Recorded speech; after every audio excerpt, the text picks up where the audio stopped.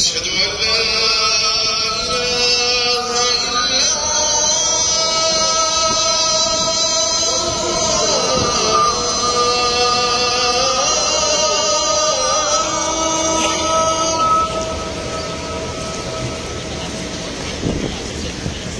أشهد أن لا إله إلا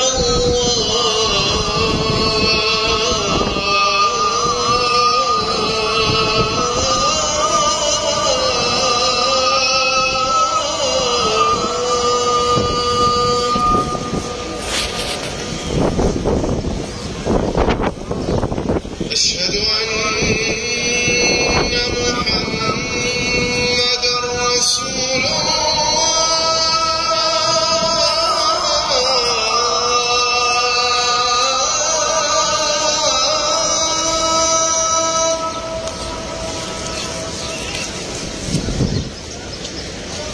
أشهد أن محمد رسول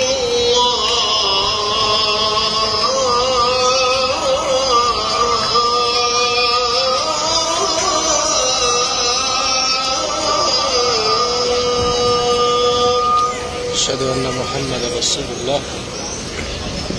حي على الصلاة.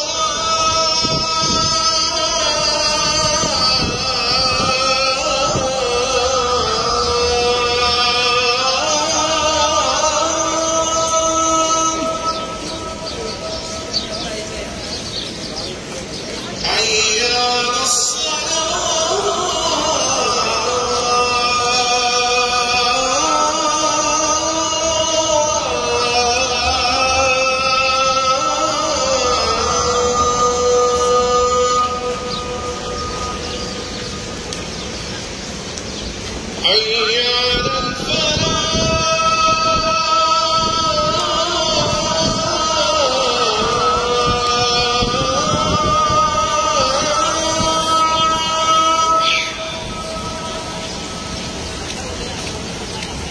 حي على الفلاح. حي على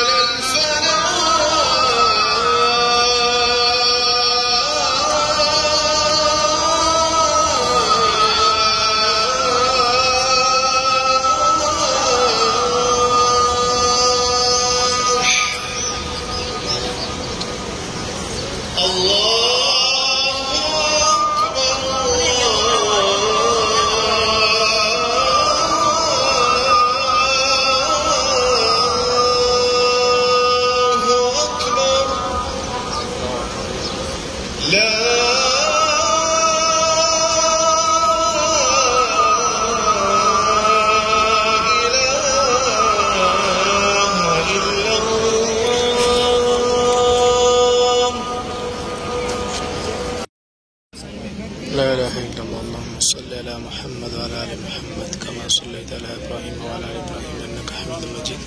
اللهم بارك على محمد وعلى آل محمد كما باركت على إبراهيم وعلى آل إبراهيم إنك حميد مجيد.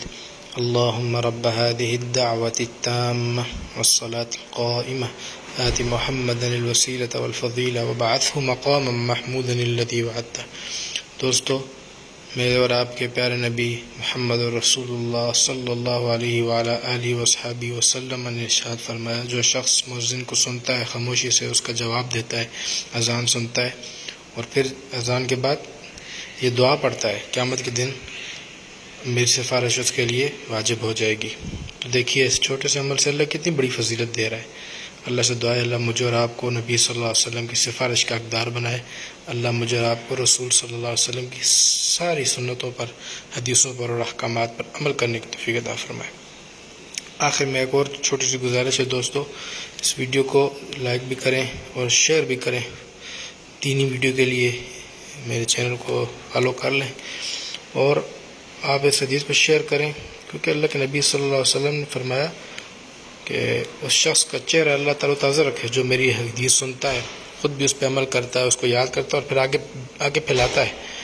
तो یہ آپ کے لیے صدقہ جاریہ ہوگا. اللہ مجھے اور آپ کو عمل کرنے کی توفیق عطا فرمائے. السلام علیکم ورحمۃ اللہ وبرکاتہ.